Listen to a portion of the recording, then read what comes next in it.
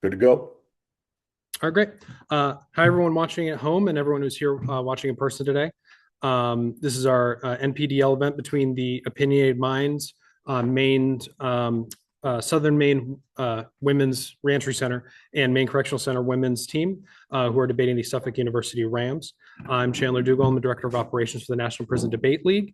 I'll be sort of running things behind the scenes today, along with my colleague Daniel. And our moderator today is going to be Juliet Sala, who I'll introduce now. So, Juliet. Thank you, Chandler. Hi, I'm Juliet. I am the NPDL Special Projects Director. I also am affiliated with the Suffolk University Debate Team, funny enough. I coached them with Frank, who's sitting over there.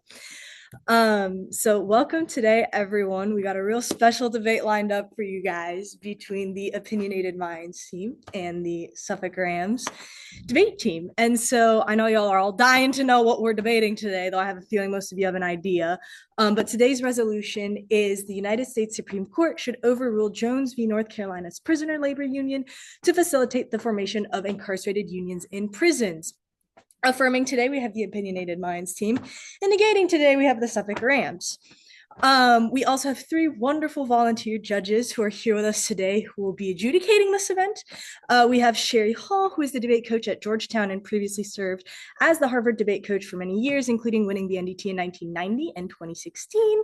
We have Dr. Daniel Leek, a lecturer at Johns Hopkins and a consultant who works with businesses and colleges to develop messaging campaigns. She coached debate at University of Iowa while earning her PhD. And we have Dr. Michael Janis, who is the chair of the communications department at Stanford University, a former director of debate at Stanford, and former president of the American Forensics Association. So we got a real solid panel lined up for you guys today. So it should be pretty good. And with that in mind, we are going to get started with the debate. And so first, we are going to have the affirmative team speak. Their first constructive today will be given by Monica Clark. So Monica was born and raised in Bangor, Maine. She's currently attending school at Washington County Community College, seeking her associate's degree in human services. She joined the debate team to better her communication skills in public speaking. Monica, take it away.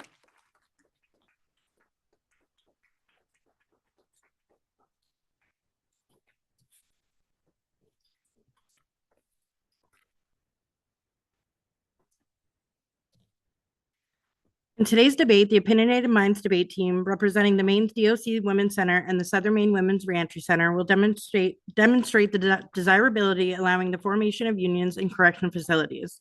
Therefore, we stand resolved, quote, the United States Supreme Court should overrule Jones versus North Carolina Prison Labor Union to facilitate the formation of unions in correction facilities, end quote. We begin our affirmative case with contention one. The Supreme Court in Jones versus North Carolina Prison Union prohibits unions. During the 1970s, incarcerated persons formed a labor union in North Carolina to collectively bargain for better working conditions. Political science professors Lerman and Weaver noted in 2016 that the North Carolina Prison Union, the NPDL, quote, had operated peacefully for several months and had acquired a membership of 2,000 inmates across 40 institutions, end quote. Despite this, the prison enacted restrictions to ban the union from holding meetings, soliciting new members, or doing bulk mailings. A three-judge panel of the district court rejected these restrictions because its facts finding, quote, no one sentinel of evidence that the NCPLU had been utilized to disrupt the operations of the penal institutions, end quote. However, this victory for labor unions was short-lived. In 1977, the Supreme Court in Jones upheld the restrictions by applying a rational basis test, which granted wide discretion to prison administrators. The court held that the mere potential for disruption was a sufficient governmental interest to abridge the First Amendment rights of incarcerated workers. In their dissents, Justice Marshall and Brennan predicted that if the courts only considered the alleged security threats with which unions may pose, then the First Amendment rights of incarcerated workers would lose out to the government interest every time. According to Lerman and Weaver, the Jones decision, quote, sounded the death knell for prison unions across the country, end quote. Soon after Jones, the federal government in all 50 states enacted restrictions to ban unions. As a result, prison unions that had formed during the 1970s and 44 correctional institutes in 20 different states were disbanded. Prohibiting unions caused numerous harms, as we now demonstrate in contention two harms. We will isolate three harms: low wages, unsafe working conditions, and poor health care. In most cases, these injuries were preventable if proper healthcare and equipment had been provided. I want to move this debate out of theory for a moment and into lived reality. Mandissa Jackson, our team member, worked in landscaping for the Maine Department of Corrections. This past summer, she was assigned hay work in temperatures between 95 and 105 degrees. She was transported in the open bed of a trailer with no heat protections or safety measures. When water was requested, she was told the work had to be completed before leaving the site. On one occasion, no drinking water was provided. The lives of incarcerated workers are permanently ruined when they experience serious injuries. Our third harm is poor healthcare. Healthcare quality in prisons is grossly deficit. The Vera Institute noted in 2022 that medical care in many facilities is inadequate and rationed. In some facilities, a substantial share of incarcerated people with persistent medical conditions go without care. The process to see a clinician is bureaucratic and slow, and copays of $2 to $5 for medical visits creates financial barriers to obtain care. Miranda Hopkins, a former captain of Opinionated Minds, believes there is, quote, no care, end quote, in the healthcare system in prisons.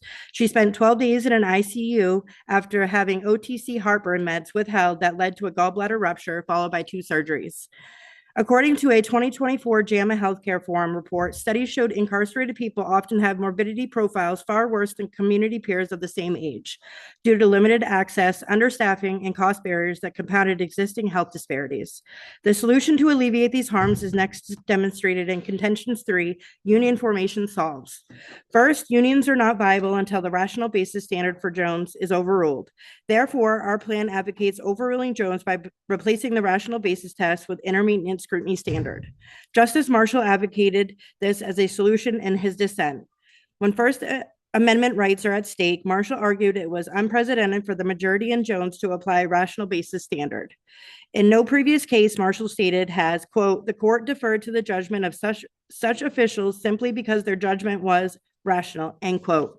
For example, in school free speech cases where there is a potential for disruption, Marshall argued the court applies the intermediate scrutiny standard.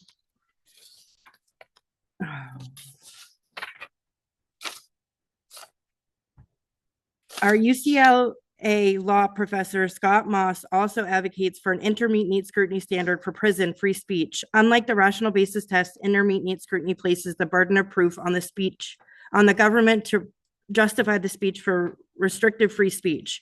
In the prison context, Moss argues that intermediate scrutiny is capable of discerning when a weighty asserted government interest like security is not really at stake because it could be served by means other than the speech restricted at issue. Therefore, Moss concludes intermediate scrutiny strikes a balance assuring that speech rights are not restricted unwarrantedly. Second, allowing incarcerated workers to form unions and engage in collective bargaining is the most effective way to address the harms of low wages, unsafe conditions, and inadequate health care. Unions create a formal mechanism for advocacy, giving workers a voice to negotiate fair pay, proper safety equipment, and access to medical care, issues that currently go ignored under unilateral prison policies. Samuel Richter explained in the Northwest Journal of Law and Social Policy in 2024 that, quote, incarcerated workers urgently require the right to unionize to protect themselves from exploitative and dehumanizing terms and conditions of employment, end quote. He argued that through collective bargaining, incarcerated unions will achieve better living conditions, lead to more meaningful work opportunities, and cultivate a pro-social identity among the incarcerated populations. For these reasons, we affirm the resolution and support unionization to restore safety and dignity to incarcerated workers.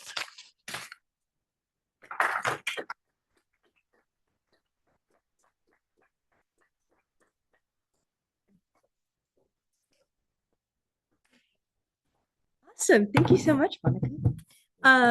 Doing cross-examination today from the Suffolk team is Jaden DeCruz. Jaden is a politics, philosophy, and economics major at Suffolk. His hometown is Fall River, Mass. And a fun fact about Jaden is that he did theater for 7 years, playing roles such as Lord Farquaad and Gomez Adams. Jaden, if you want to come on. You guys are going to have to kind of stand in front of the camera facing each other. Yeah. But the further back you are, the more. If y'all want to stand, yeah, closer to the wall. And Wow. All right. Perfect. Okay. Okay. How does the AF stop abuses like outside of the workplace, such as in the cell, outside, or in common areas? Can you, So like the dehumanization, like in like the workspace, like do you stop it outside of the workplace, like, or is it only like within like the work that they do?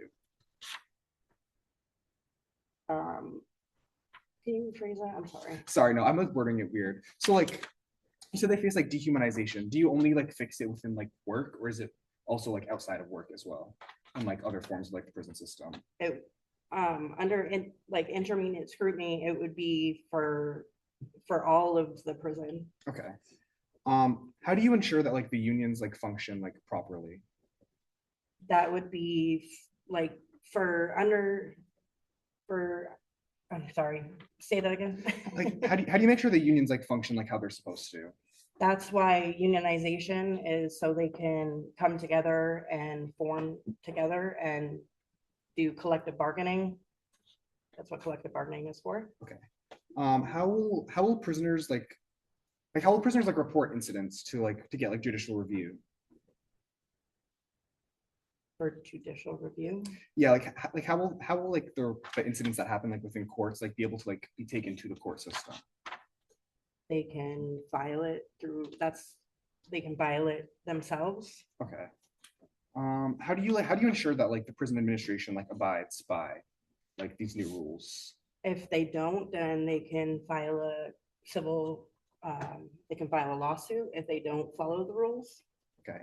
And are prisons like still a thing? Like in your like, do prisons still exist? It just like only fixes like the labor within prisons? No, it's to fix unsafe working conditions, to fix everything, to fix programming. It would be able to fix everything in prisons that's unsafe, like unsafe working conditions, not just work, healthcare. Okay. That's all my questions for Cross. Thank you.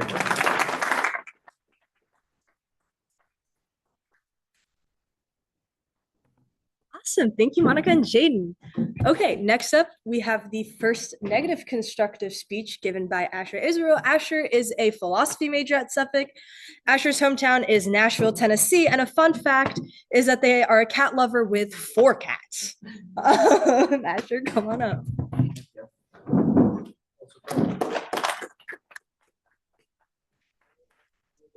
Is it for some reason? So I'm just going to give you the finger. Awesome. While they're doing it, there's a timer at the top of it. Like if you, I don't know. I seen it. There will be a timer. But also I see. Oh, it's started. Am I starting?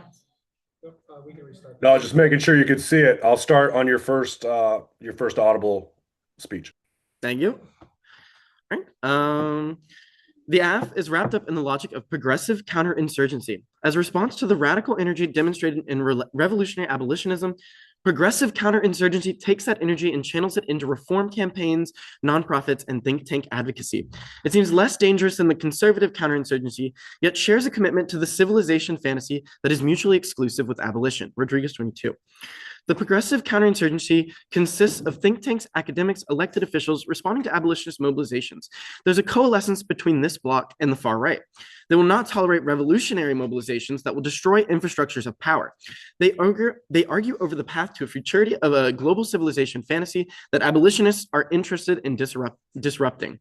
Subjects believe they are working in solidarity with radical movements when their actions actually undermine and criminalize those same movements.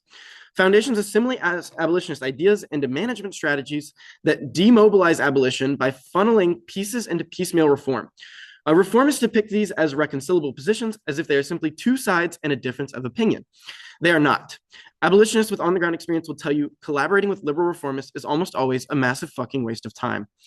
Reformism is liberal counterinsurgency, sustaining normalized terror and undermining abolitionist movements for liberation. Rodriguez 20. The 2020 global rebellions seek to overthrow the conditions of terror.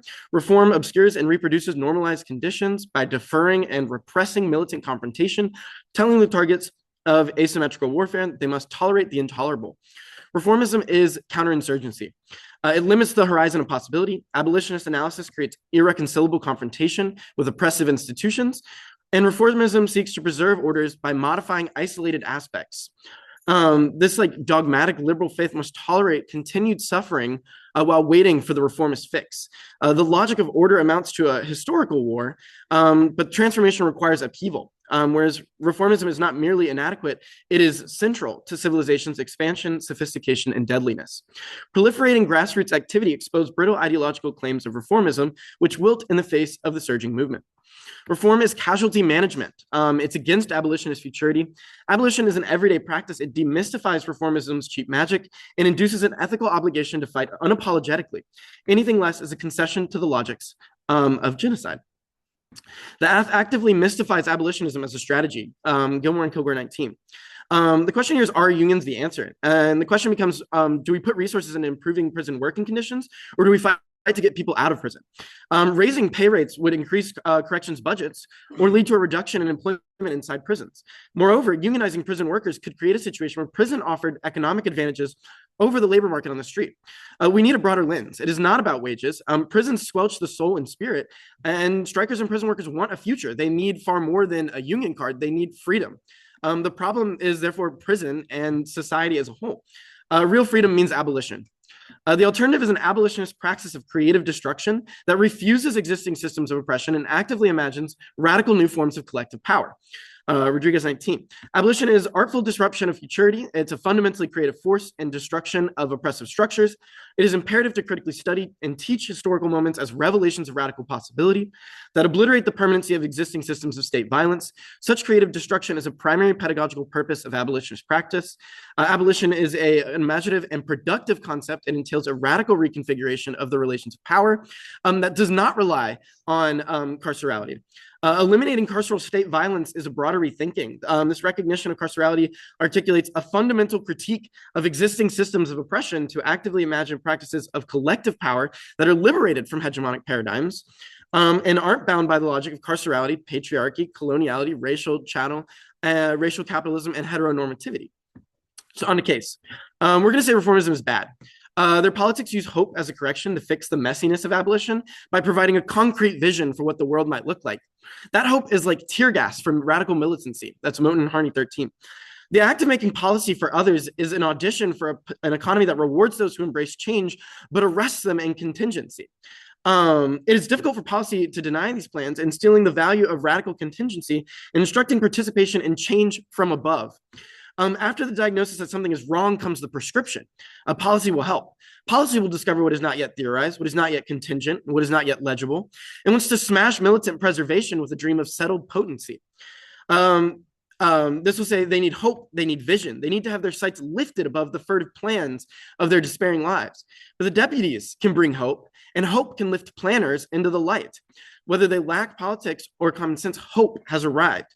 Intellectuals will write articles, philosophers will hold conferences, and politicians will compromise where change is policy's only constant. Hope is an orientation towards participation in change. This is the hope policy rolls into like tear gas into the undercommons. Policy not only tries to impose this hope, but also enacts it, invoking contingency. So the affirmative is a legal reformist demand. Rather than simply focusing on liberalist improvements, we must demand the end of the carceral state. That's Hamlin 23. The prison operates at multiple scales. Carceral circuits link people and practices across boundaries, and this requires multi-scalar alternatives. The recursive relationship between abolitionist organizing and scholarship crucially undergirds abolition, but it'll be important not to lose sight of the core abolitionist project of dismantling the carceral state, rooted as it is in anti-Black violence, racial capitalism, and settler colonialism. Reformist commitments and projects proliferate, and projects that serve to uphold and legitimate the status quo. That's all I have. Thank you.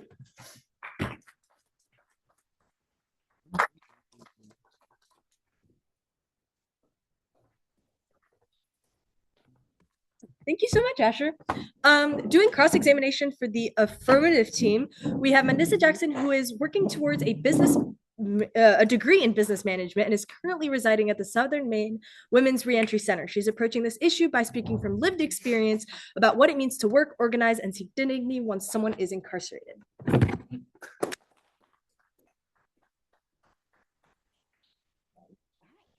All right. So if abolition is a long-term goal, why oppose protections that reduce the suffering now. Yeah, absolutely. So the idea here is that by practicing reforms and working within the system, we are actually legitimizing it and perpetuating the status quo in a way that makes it more difficult to have abolition in the future. Okay, so if you want to abolish prisons, how do you justify allowing people like Adam Lanza from the Sandy Hook school shooting, Gary Ridgway, the Green River Killer, who murdered 49 people, and pedophiles like Harvey Weinstein to walk free? Yeah, this is a good question. I think that there is a key difference here between the crimes that these people have committed and the crimes that others have committed. And so what we're advocating for is communal systems that can prevent these crimes from occurring in the first place by offering the resources that these people deeply need before these crimes occur. Okay. Well, how do you propose to protect people from heinous offenders that would undoubtedly reoffend in the future? Yeah, absolutely. So the idea here is still that we would like to have such systems of community that these problems would not occur in the first place. And that in order to do that, we can't have prisons set up the way that they are, where there is a ruled and a ruler. Right. Yeah. No, I get that. But these people have offended, and they're going to reoffend if they are let out. And with your plan, I'm talking about dealing with them, not people in the future. You're asking what should we do with current prisoners who have already offended as opposed to preventing future crimes? Yes. That's a good question. I don't know that I have the answer for that. Okay. All right. So also I wanted to know, so is it true that other authoritarian institutions like the military still allow structured collective rights? Ask me that again, please. Isn't it true that other authoritarian institutions like the military still allow structured collective rights? Yes. Okay. That's it. That's all I got. Thank you.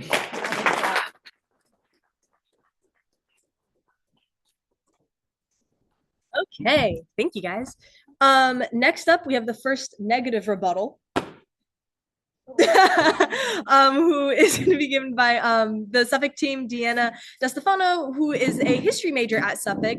She comes from Berkeley, Massachusetts, and a fun fact about her is she has two black cats who are brothers. Their names are Ninja and Loki. We got a lot of cat lovers on the Suffolk team. Excuse me, could you repeat her name? Yeah, Deanna.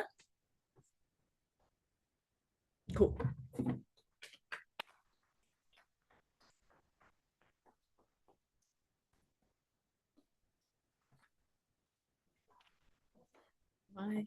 Good to go. Good. Okay. All right. So, unfortunately, with the AFT's plan of overruling Jones v. North Carolina prison labor, their use of intermediate scrutiny, which would balance restrictions, it's just not enough, right? The AFT plans, let's look at our Rodriguez 22 card. The AFT plan siphons revolutionary energy into reformist policies, which shares the same commitment to civilization fantasy as conservative counterinsurgency. This kills radical change. By reforming within the system, you're reaffirming its power, right? So then it's really not, as much as we want to say that, okay, yeah, we're going to take power back and we're going to give it to the prisoners, it's not effectively going to change anything. We can't reform a system that's already broken. We have to change the whole system itself, right? Like, let's look at Rodriguez 20, another one of our cards. Reform normalizes conditions of oppression, which abolition seeks to directly confront. Reform also defers and suppresses radical militant change and is essential to civilization's expansion, sophistication, and deadliness. Reformism concedes to the logics of genocide. Yes, of course, we need to address the problems that prisoners face, right? Like these unsafe conditions, the harms that the AF brought up, right? The unsafe conditions, the low wages, the poor healthcare. And that's so important. And obviously the neg agrees with these harms, but the problem is that their AF's plan is not doing enough. We need to completely upend the system. And let's look at our Hamlin 23 card. Abolition is the only thing that addresses the injustice of the interlocking forms of structural violence. Reformism only makes this structure more legitimate. So as much as we want to protect these prisoners and we want to give them greater power, we shouldn't have to give them power in the first place if we just change the system in which they are under. Let's see. Thank you. Tucker 24 redemption. Right, and then let's look at extend Tucker 24. The AF's redemption of labor law merely creates a dependency on the legal recognition of their labor power, which is doomed to fail. So by bringing cases into the courts for prisoners, by depending on the legal system, it's just like none of the problems are effectively going to be addressed. It's like it's almost a disadvantage to their affirmative plan, right? The state consistently fails, and they're gonna create workarounds to subvert the given power of the prisoners in this instance, which again just reinforces the need for the alternate plan. Like, let's look at our Rodriguez 19 card. The alt is an abolitionist praxis of creative destructions that actively imagines radical new forms of collective power. This pedagogy is necessary to imagine a world beyond oppressive power. Oppressive power structures such as Asher mentioned before, patriarchy, coloniality, racial capitalism, heteronormativity. We need to abolish this prison system, and or else not enough effective change is going to occur. And then Rodriguez 19, like the alternative alone is solvent. Radical groups can and have overthrown hegemonic systems, and the affirmative suppresses these, so they don't really get much access to their own solvency if we solve better. So I guess that's it.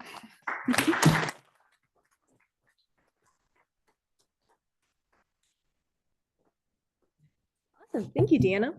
Okay, next up, we have the first affirmative rebuttal given by Isla LaPlante, who is originally from Waterbury, Connecticut, and has been a resident of Maine for about 7 years. She's currently enrolled in the Community Reignition and Behavioral Health Support Program, where she's pursuing a degree in Human Services, and this is her first year participating with Opinionated Minds. I'm sorry, could you repeat the name? Or can you tell us your name? So abolishing prisons counterplan is like the permutation. Do the plan and support gradual prison abolition. Incarcerated unions promote gradual prison abolition, and this proves the permutation is the best policy option. The negative has 0 reasons for allowing unions to in any way block the path to abolition. Professor Jordan House and the lawyer Asif Rashad argued in 2022 that, quote, a prisoners union could be incredibly power vehicle for changing prisons, end quote. A prisoners union, they claimed, could be a, quote, potential tool to improve conditions and ensure measure accountability from the prison system, and it could be a central player in a longer battle for the abolition of prisons, end quote. Abolitionists support gradual closing of prisons and adopting incremental non-reformist reforms, which improves the lives of the incarcerated workers without empowering the prison industrial complex, and that's what our plan does. Fordham Law professor Young J. Lee stated in 2025 that, quote, abolitionists are quick to deny closing prisons overnight, end quote. Rather, Lee claimed that, quote, what we are seeing are gradual incremental changes, end quote, which, quote, have a goal of eventually abolishing, end quote. Unions promote rehabilitation. Unions will promote work skills, encourage participation in training and education programs, and outside mentors can assist them when they're released. Professor Stanley Blankenship stated in 2025 that unions will provide a, quote, a strong foundation for rehabilitative efforts, end quote, by promoting, quote, autonomy or responsibility, pro-social connections, and work skills, end quote. And she suggests that, quote, union mentors from the outside could have regular and frequent contact with prisoners and then assist them when they leave the prison, end quote. Unions will cultivate and reinforce values which promote rehabilitation. Professor Blankenship observes in 2005 that engaging in collective bargaining will develop, quote, critical decision-making and problem-solving skills, end quote. Moreover, she claims that the core value of unions is to promote solidarity among the membership, which reinforces pro-social values to respect the larger community. And unions will improve working conditions. Unions will improve workplace safety and provide better jobs. Sam Richter argued in 2024 that unionization will secure dignity for incarcerated workers by, quote, promoting workplace safety and economic freedom and by creating meaningful work, end quote. Unions will achieve higher wages, eliminate abuses in prison, and enhance rehabilitation. Kara Gold wrote in the Cornell Law Review in 2017 that the benefits of unions will be, quote, receiving equity pay for work performed, and saving money to assist themselves upon their release, and eliminate abuses in prison. End quote.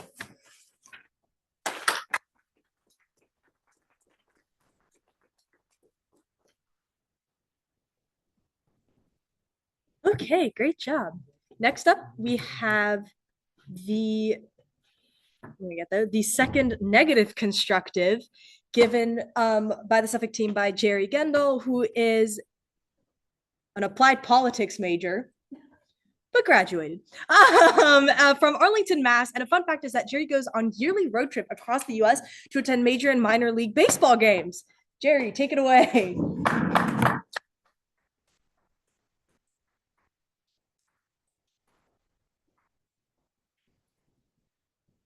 Good morning.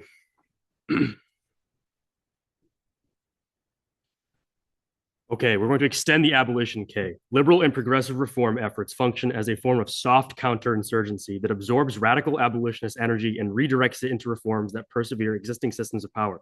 Dylan Rodriguez contends that reform campaigns like the AF respond to moments of mass rebellion by pacifying, domesticating, or criminalizing revolutionary movements while claiming solidarity on their own terms. By contrast, abolition is framed as a collective, creative, and insurgent praxis that seeks to not better prisons or policing, but the dismantling of carceral logics and the conditions that make them seem necessary.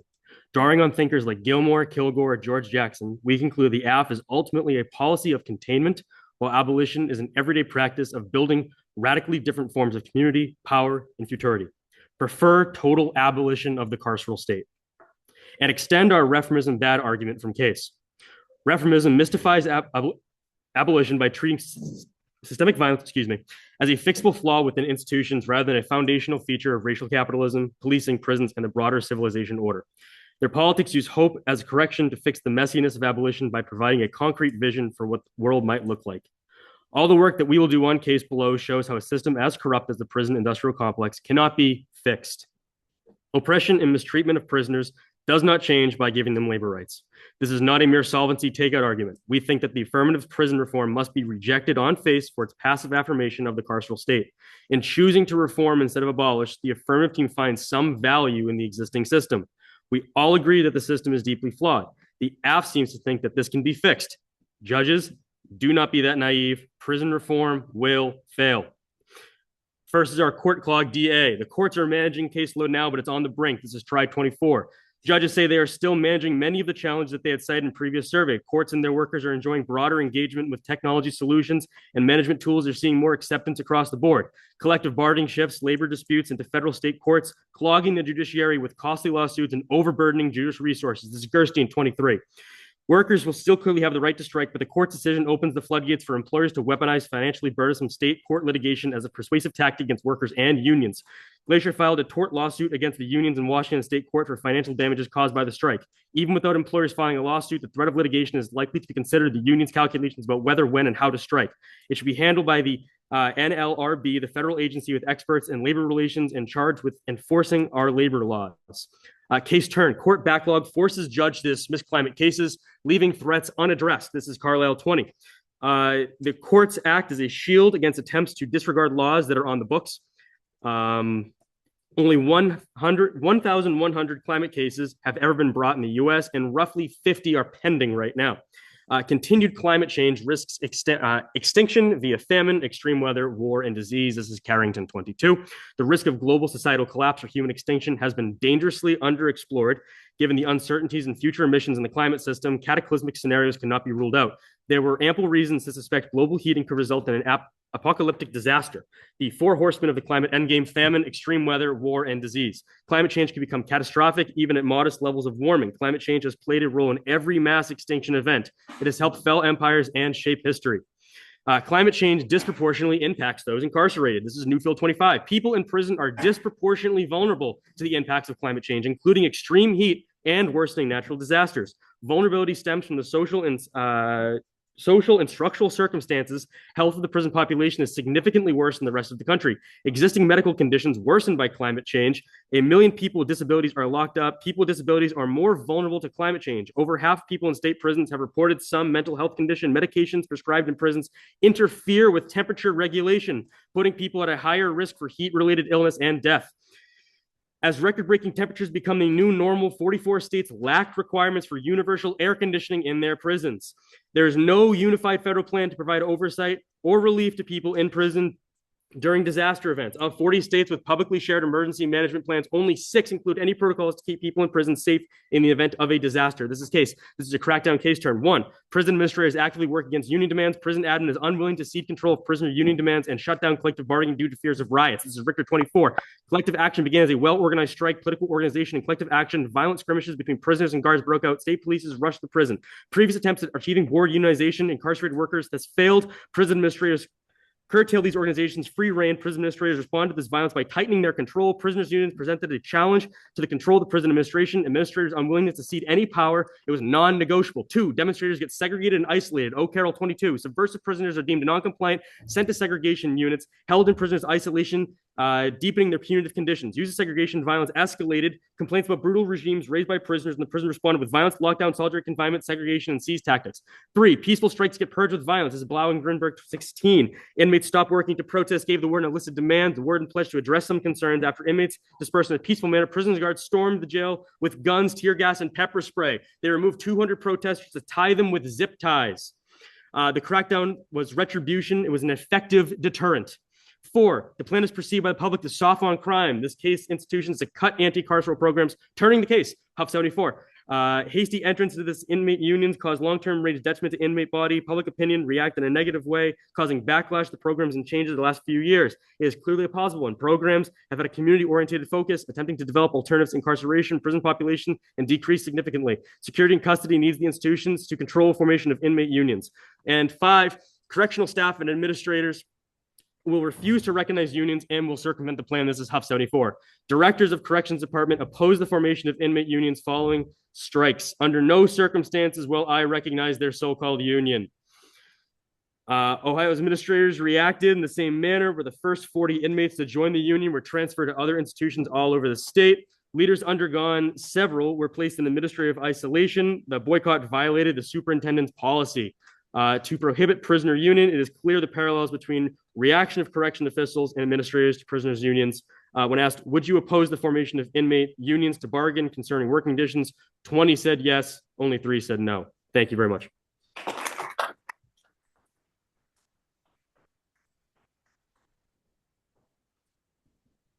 Thank you so much, Jerry.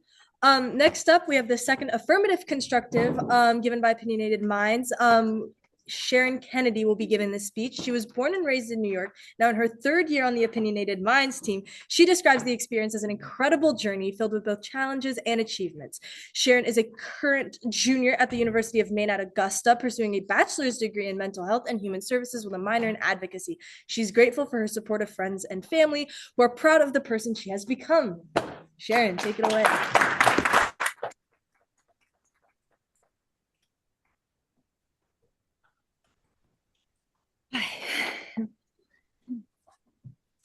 Before advancing 2 additional benefits to forming unions, I'd like to summarize our 3 harms outlined in our first affirmative speech.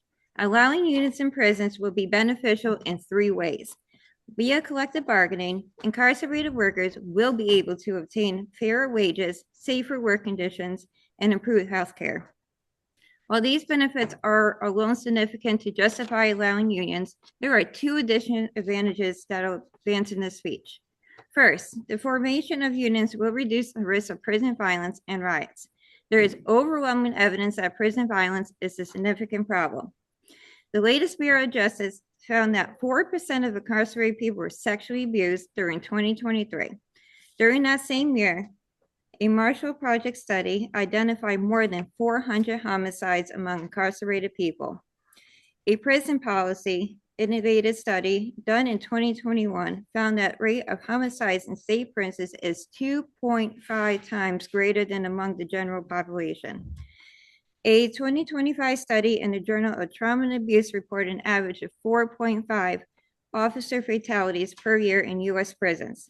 According to Professor Sorrento of Loyola University, gang-affiliated inmates are responsible for highest numbers of violent incidents. Violent prison riots, like those that occurred in the New Mexico State Penitentiary in Lucasville, could reoccur.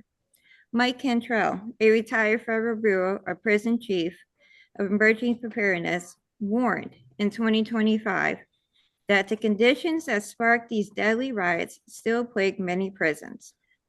The main factors that caused prison riots, Cantrell noted, were, open quote, poor living conditions, insignificant resources like medical care, food, personal hygiene items, lack of recreational opportunities, and perceived injustices, end quote. Allowing unions to collectively bargain will reduce the risk of prison violence and riots in 4 ways. Samuel Richter argued that these reasons in his Northwestern Law Review article. First, he points out that collective bargaining will be responsive to prisoners' problems. Riots occur when there is no outlet to resolve grievances. Collective bargaining would ensure incarcerated workers' concerns are addressed and remedied where possible.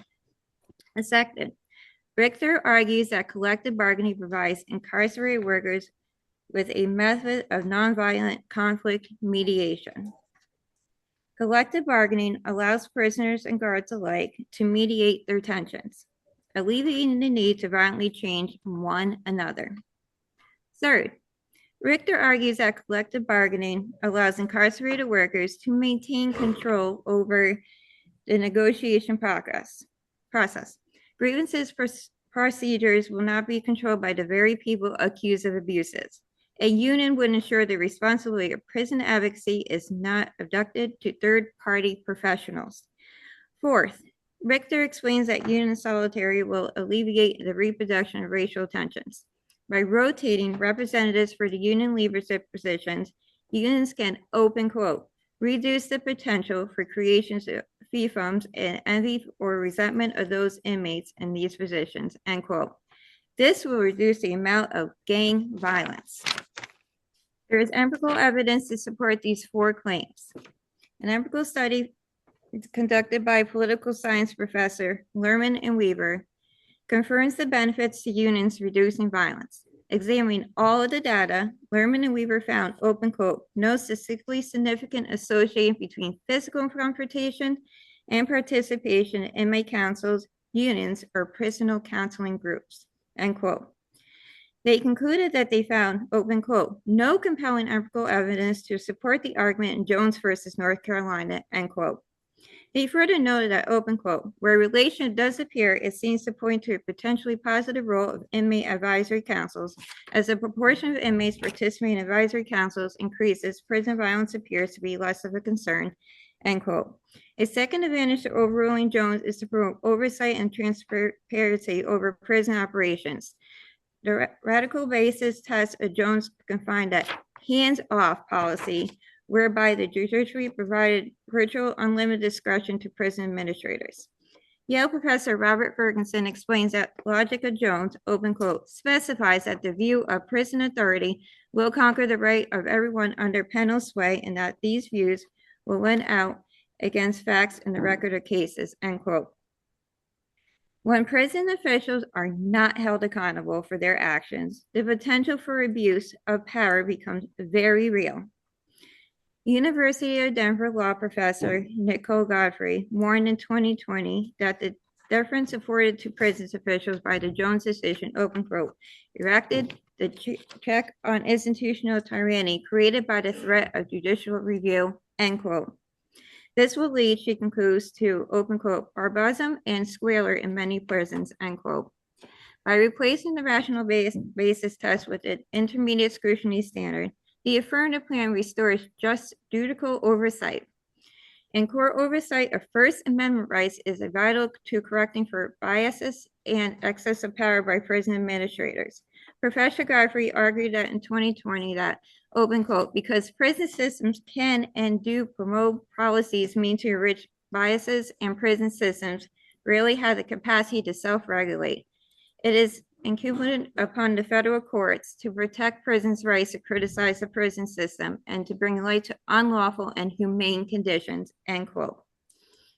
By allowing the formation of unions and restoring judicial oversight of prison policies, the affirmative plan will improve living conditions and provide for more meaningful work opportunities in the prisons.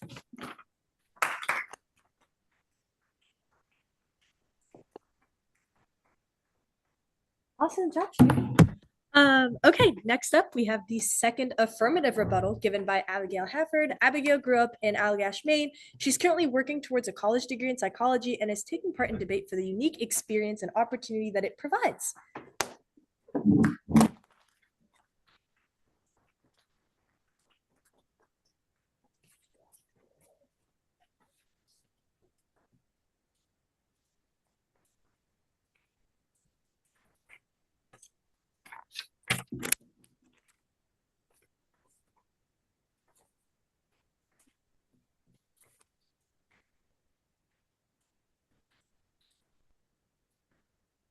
Okay.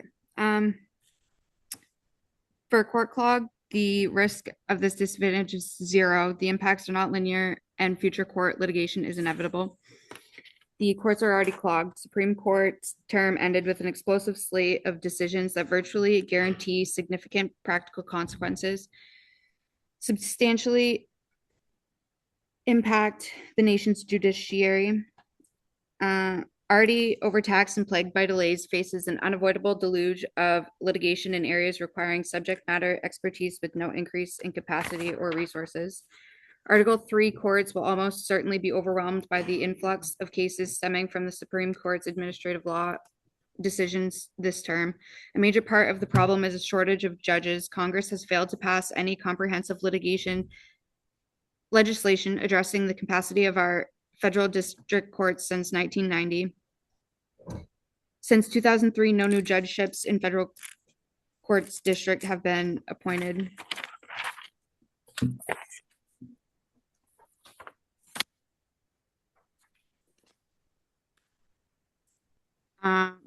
Prison administrators will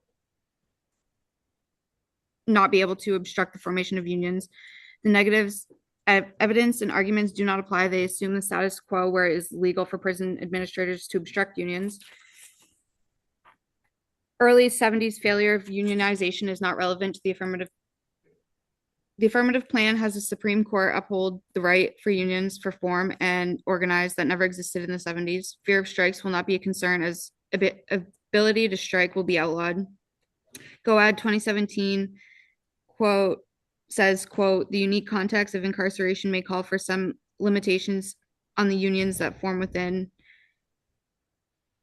Como notes, as in the case of, end quote, in the case of public employees, incarcerated workers may be denied the right to strike, an outcome that institutions could justify with considerations of safety and order both within and outside the institution.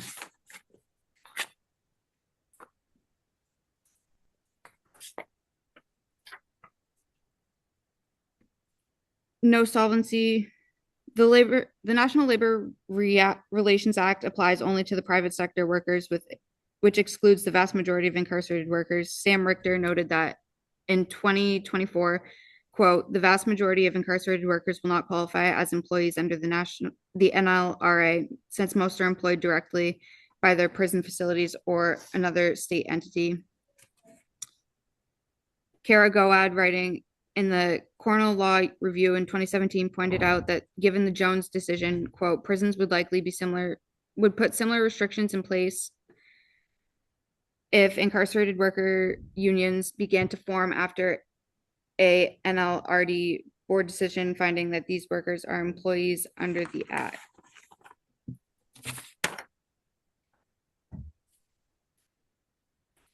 In response to increases violence and riots in prisons, Lerman and Weaver 2016 quotes, we have examined whether participation of prison self-governance organizations is associated with higher rates of violence using 3 data sources and at 2 levels of analysis. We find no statistically significant association between physical confrontations and participation in inmate councils, unions, liaison, or prisoner counseling groups. The argument in Jones versus North Carolina has been that limiting association is necessary to secure safety and order within the prison. We find no compelling empirical evidence to support this claim. In fact, where a relationship does not appear, it seems to point to a potentially positive role of IACs as the proportion of inmates participating in advisory councils increase, prison violence appears to be less of a concern.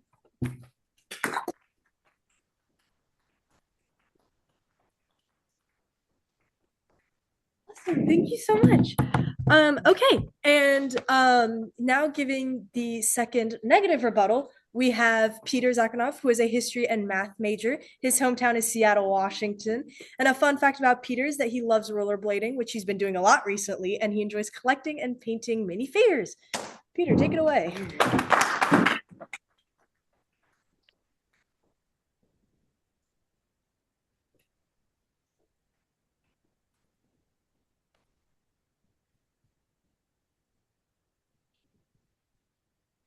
Okay. Judges, you must vote on the abolition case. We have consistently shown that the affirmative normalizes and re-entrenches the hegemonic violence of prisons while complicitly arresting and siphoning any revolutionary abolitionist momentum. Only the alternative, a complete abolition of the prison system through creative destruction and an insurgent praxis, succeeds in dismantling the carceral logics and in imagining and moving towards a world beyond hegemonic violence.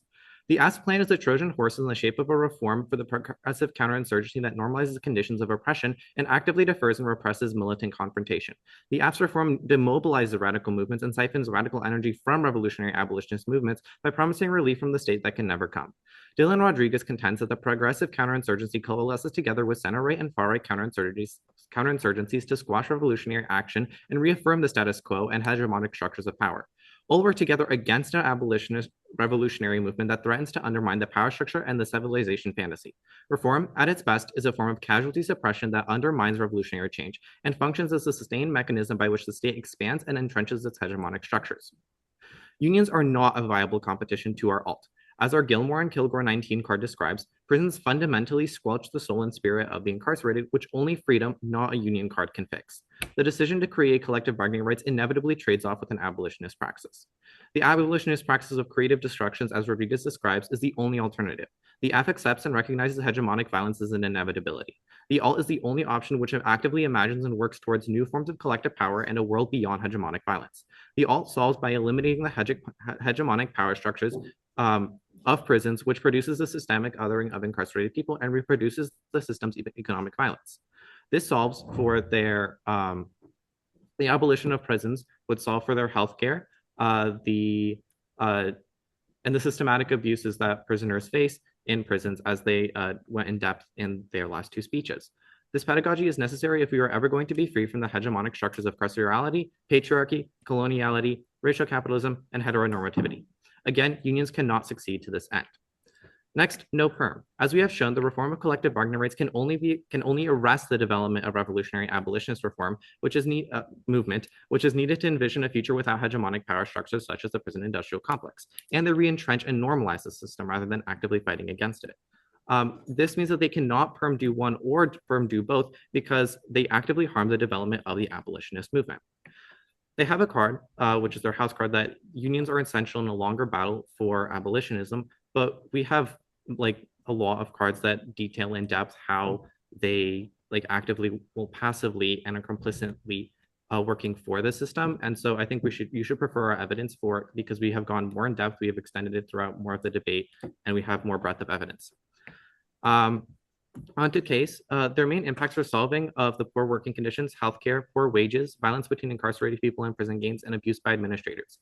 We agree that these might be impacts and that they might be resolved by the unions, but we also contend that the alt of abolitions would guarantee a solution to all of these problems, which the collective bargaining rights cannot guarantee. Furthermore, they have a huge issue with their case solvency. They affirm the prison system through reform. Again, you can extend our Martin and Horny 13 card, which contends that the focus on hope and a concrete vision for the future that comes with policy destroys any chance of militant and radical organizing. The AF directly plays into these flaws, killing any chance of radical militancy. And furthermore, abolition, not reform, must be the #1 priority when it comes to ending the carceral system. As Hamlin 23 argues, the carceral system is rooted in anti-Black violence, racial capitalism, and settler colonialism, and that reformism is popular, but a fundamentally flawed commitment that legitimizes the status quo. In summary, you should vote neg because we provide a concrete solution to all of the impacts that both the AF and the neg have listed, particularly prison violence by administrators and between inmates. We essentially solve for the root cause of the problem, whereas the AF only legitimizes and re-entrenches it. Thank you.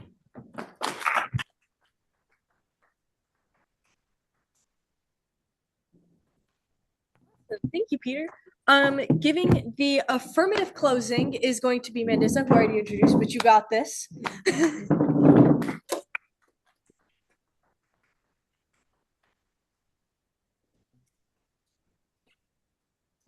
Okay, so at its core, this debate is about power, who has it, and who is allowed to challenge it. In Joan versus North Carolina Prison Laborers Union, the Supreme Court handed prison officials unchecked authority by applying rational basis review to incarcerated people's First Amendment rights. That decision didn't just limit union activity, it effectively erased incarcerated workers' ability to organize, to advocate, and to protect themselves from exploitation. Under Jones, courts don't weigh evidence, they don't test assumptions, they simply defer. The consequences are real. Incarcerated people perform the labor that keeps prisons running: maintenance, food service, groundskeeping, generating billions in value while earning pennies an hour, often with no safety precautions, no meaningful healthcare access, and no recourse when they're injured. This is not rehabilitation, it's extortion. Intermediate scrutiny doesn't dismantle prison administration. It doesn't eliminate security controls. What it does is require justification. It asks prisons to prove that suppressing speech and association is actually necessary, not merely convenient. That judicial check is essential in an environment where abuse thrives in silence and accountability is structurally absent. To those who argue abolition, this reform doesn't entrench the system, it weakens it. Empowering incarcerated workers exposes exploitation, disrupts economic incentives, and affirms that dignity does not end at incarceration.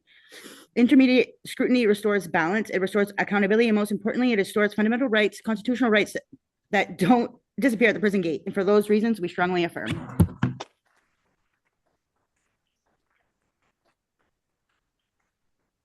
Awesome. And to wrap things up, we have Jaden, who's going to give the negative closing.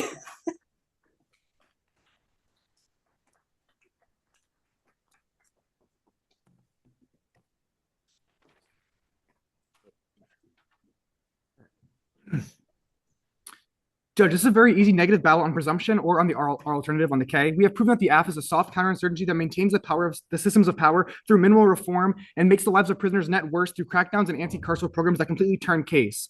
Extended reformism bad arguments. The AF uses reformism to instill hope, fails to fix the carceral state, and instead obscures any vision of what abolition of the radical system might be. They normalize the racist system of dispossession, and the AF solidifies state violence by making it more palpable through small reforms that kill any furthering of counterinsurgency.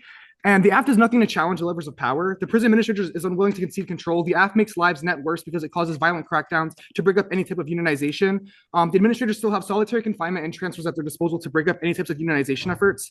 And then on our abolition K, our framework proves that the carceral state is irredeemable and needs to be abolished completely. And we flip their framing because the carceral system itself reproduces estrangement and othering, and they allow for its continuation. You can air neg on their framework because we solve this othering better by reintegrating people into society. This is better than any material gain, and it also solves all of their advantages.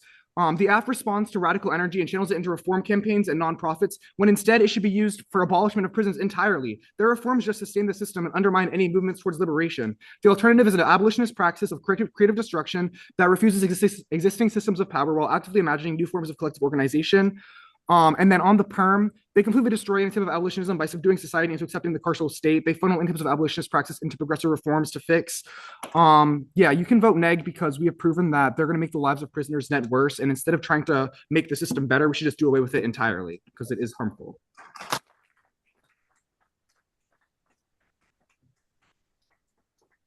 Awesome. And thank you, Jaden. Okay, so this marks the end of the debate. So we're going to give the judges some time to make their decision. I did want to take a moment to thank a couple people, and bear with me, it's kind of a long list. First, I wanted to thank Erica and the Correctional Center for allowing us to do this and making all of this possible. So I also wanted to thank Frank for bringing the Suffolk team out here. I also want to thank John for coaching the women's team. I want to thank Chandler for handling everything behind the screens. Y'all can't see him, but he's been making this happen. I want to thank everyone who came to watch and support. That's awesome. And finally, I want to thank the debaters who gave us a really educational and amazing debate. So okay. And while the judges make their decision, we usually like to give people a chance to speak. So if any of you would like to get up, just kind of share about this experience. Shannon, would you like to go? I see you're itching to go. Go, Sherry. So as some of you know, this is my third year on debate team and everything. And I just want to say I'm proud of all the ladies over here for being their first time, stepping in and whatnot. So I'm proud of you ladies. Thank you. I also want to thank our coaches, John, Chandler, I don't know where Edward is, somewhere, Ed, and everything for also the support of all our other residents that are up here with us today from pre-release and the Women's Center. And our Unit 3 manager who's sitting back there, Segler, thank you for coming to watch this. And Erica and Shaw and you guys for coming up. I know last year you guys stepped in when 2 of our teams stepped back. So I appreciate it and thank you. Come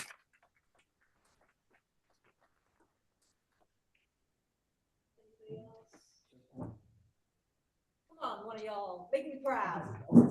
Thank you. Everybody, I'm Jaden. I'm a freshman here at Suffolk. I just want to thank everybody for the opportunity.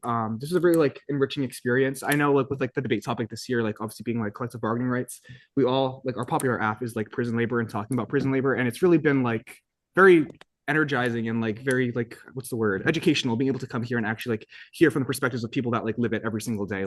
We can argue it as much as we want to, but we'll never truly be able to understand if we never living inside of your shoes. So I think we all just want to say thank you for allowing for us to debate with you. It was really educational, and I'll definitely be back again next year. So just thank you everybody for allowing this to happen and all the organization going into it, and I think we all appreciate very much. So thank you guys.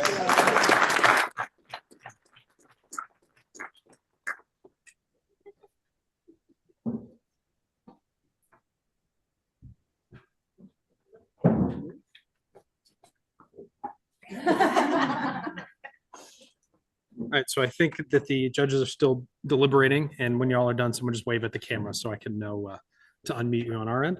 But just so everyone knows, this is what is at stake. It is our lovely first place trophy. So I will set that down here for presentation later. So again, I'm Chandler Dougal. I'm the Director of Operations at NPDL. I started as an NPDL debater myself. I did 3 years inside, and I have debated for the NPDL 3 times. And I can say honestly, I think this was one of the better debates that I've watched. So I'm very proud of both teams. I was involved and sat in on the coaching of the Opinionated Minds team, and you all had a tremendous amount of growth from the start to the end. I think other than when we have our startup teams, this was one of our least experienced rosters that we've gone with. And you all did a great job for your first time. So you should be very, very proud of that.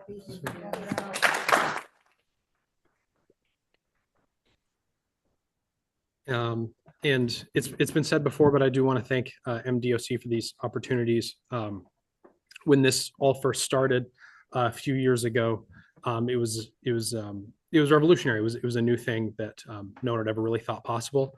I was here in grad school at the time, and I thought that was the coolest thing that I could imagine happening in prison. And then I got called in by my caseworker one day, and she said, "Oh, they're doing this debate thing. Are you interested in that?" And everyone who knows me knows that I'm a massive nerd, and that's very interesting to me. So we had a co-ed team, cross-facility team, where we met over Zoom, and we ended up debating MIT and beating them 5-0.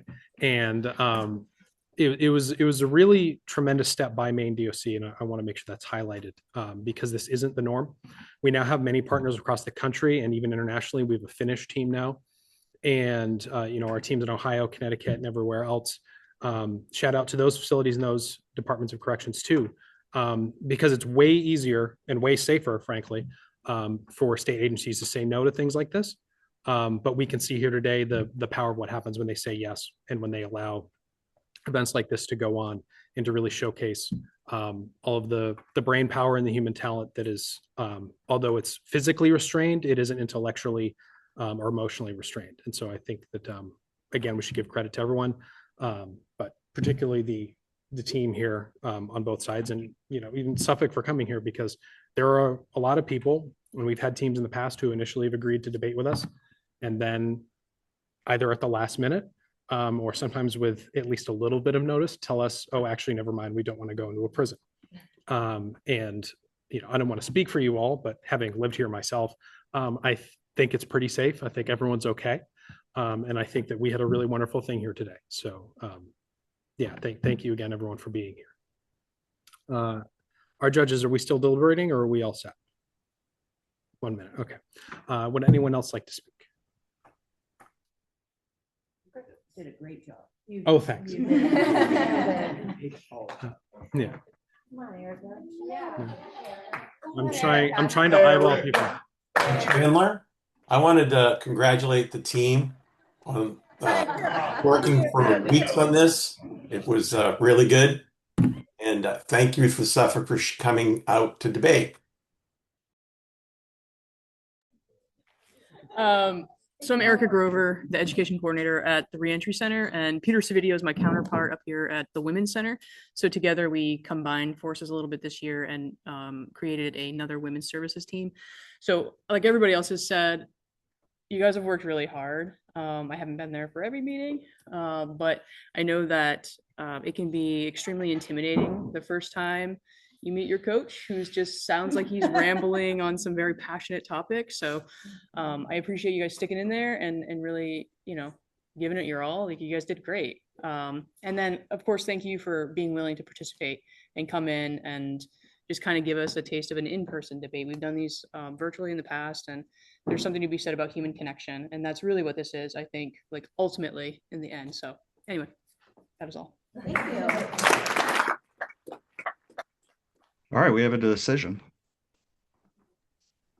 That's great. And thank you, judges. And I also want to acknowledge our coaches, John Katsoulis and Ed Pinetta, who helped coach the Opinionated Minds team. And certainly, judges, before you announce the winner, feel free to address the participants as well. Juliet, the judges have their scores, but we're going to allow them to address the participants before they're announced.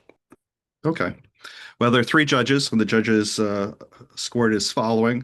112 for the affirmative and 98 for the negative, 108.5 for the affirmative and 94 for the negative, and 117 for the affirmative and 117 for the negative.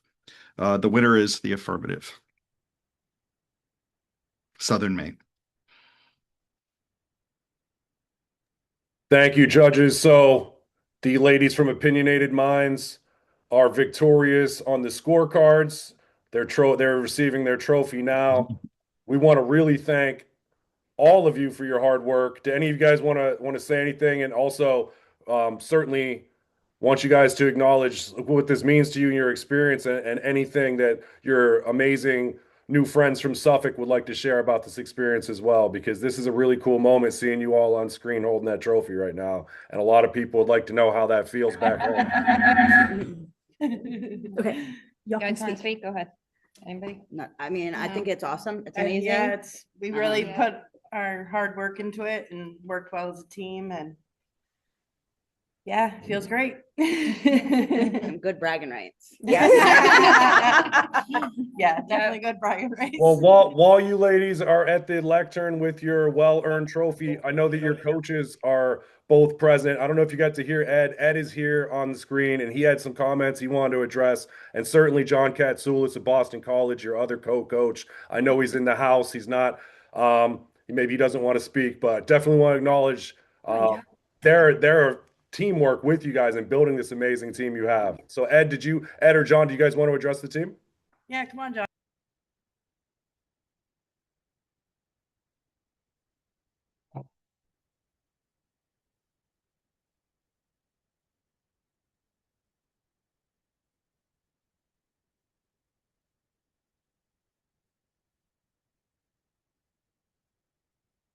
Ed, speak. Hello.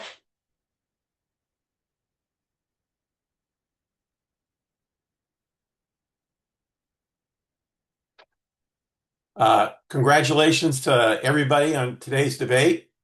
I want to thank my good friend Frank for driving all the way up from Boston with the students, and thank the students for taking a Friday off of other things that they might be doing to participate in the debate. And I think that Suffolk did a grand job of advocating the abolitionist position. And I'd like to thank the women of Maine for really doing an excellent job, especially for those of you that it was the first time ever to debate. Um, it was quite clear that you fully understood and comprehended the arguments and you knew to go to the heart of the issue. And that is because you spent lots of hours since September, October working on this. And I'm very proud of the work that you did. And it's been a pleasure to be a participant. Thank you so much, Ed. And our amazing judges would, especially Dr. Leek, thank you for joining us for the first time. This is your first NPDL experience, so we'd love to hear if you guys have any feedback from the judges to both our respective teams today. Well, I'll second the comment that Dr. Panetta made, which was it was a great opportunity. I thought this was a great debate. I really enjoyed the opportunity to hear all of you participate and share your thoughts. And thank you for having me. It goes so fast the first time, and I think I learned a lot from the experience of being able to be here as a judge. And I want to say to both teams, the thoughtfulness in acknowledging the value of sharing personal experience as part of the evidence in the debate. I found that to be really powerful and very valuable and really meaningful in the arguments and evidence that you were sharing. And that was one of the things that I really appreciated. And if I had a recommendation for both teams, if you are going to have the opportunity to do this again, it would be that when you have the opportunity to do your cross-examination and you have a really good argument that you're advancing in the cross-examination, I hope that you will listen carefully for that and advance it as part of your argument in the debate, because I feel like there were some really good ideas that were coming out in the cross that we just never got to hear again in the debate. And I was really inspired by those ideas. So thank you for giving me the opportunity to be here. I hope I get to do this again. I look forward to seeing all of you in the future. So this is the second time that I've judged one of these debates.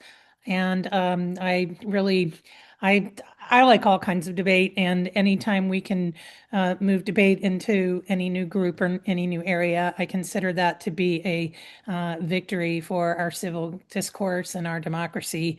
And I really, really appreciate the effort of both sides, but especially you women from Suffolk. From Maine that are trying to participate in a system that you may sometimes feel doesn't really fully value your opinion. And I think that this is a good way for you to develop and hone those skills to lift your voice and make your voice meaningful when you are out. For the debate itself, I would just a couple of overarching things. Even though it was never brought up again, I do think that the argument or the question asked in cross-ex about what do we do with the people who are there now, who we know have committed horrible crimes and have killed lots of people, the failure to provide an answer to that is something that made the abolitionist position to me weak. And even if you couldn't come up with that answer in the cross-ex, I think that that was an argument that needed to be addressed at some point. You needed to say what you were going to do about what you were going to do about the people. I felt like the affirmative had an edge on direct refutation. I thought they did a little bit better job of specifically handling the arguments that the other side was making than the negative side. I thought that the negative side relied kind of maybe too much on just the abolitionist argument. And also, I guess the last thing was the difference in evidence. I agree with Danielle that I liked the personal evidence, but the affirmative side had a much more diverse set of evidence, and they read the qualifications for all of their authors whereas the negative relied primarily just on one source that they never provided the qualifications for. And so without looking at the evidence, but just kind of hearing the evidence, I think that the affirmative side kind of did a better job on that. I think the negative needed to, you were sort of in the policy debate, behavior or habit of not qualifying your sources because you figured that the judge is just going to look at the qualifications afterwards. But in this type of debate, putting out the qualifications of who your author is, especially when so much of your argument depends on one person, I think would have helped the credibility of your position. But I do think both sides debated well, and I appreciate you all for inviting me to come in and be a part of this process with you. Thanks. I want to thank all the people here that helped. Sherry and Danielle, I pretty much agree with everything that they said, which is pretty typical. And I'd like to thank, Frank and Ed and John for sharing their expertise so that we could have the debate today.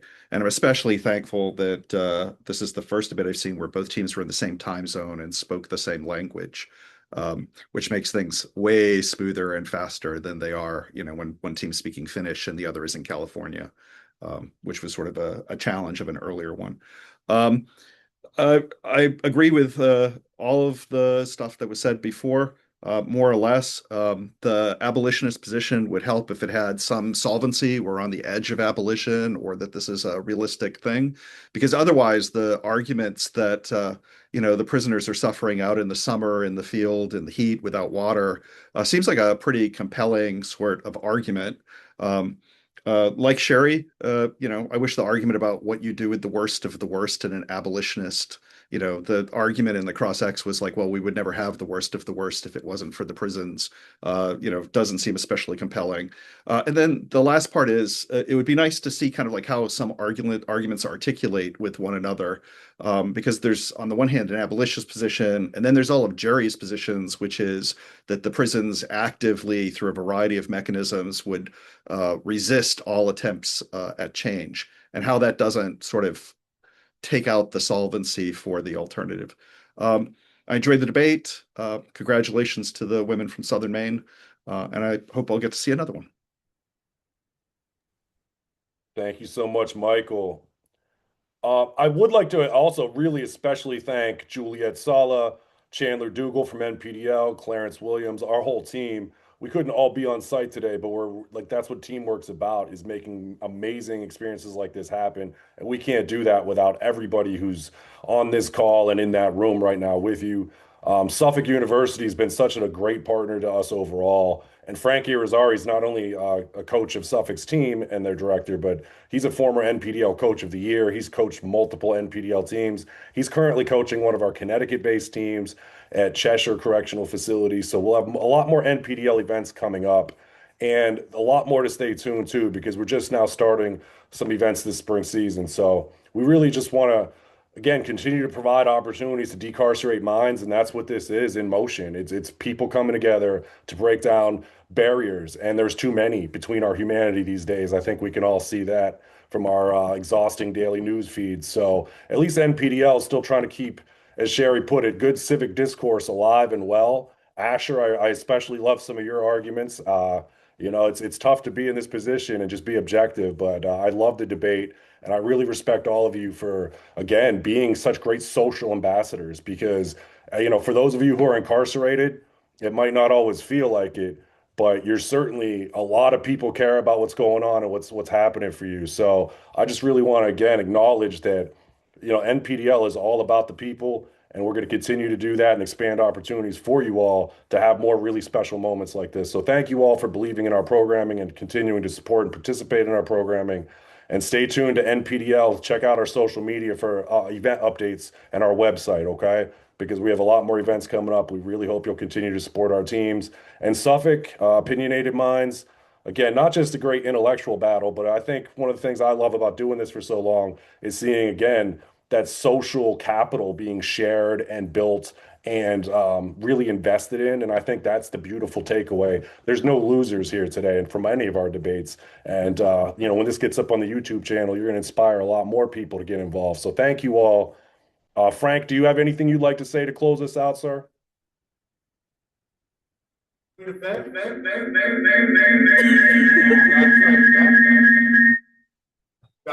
Another great event. Thank you to the judges. Thank you to both teams. And it was a wonderful day. Thank you, Daniel. All right, safe travels home, everybody. Thank you again.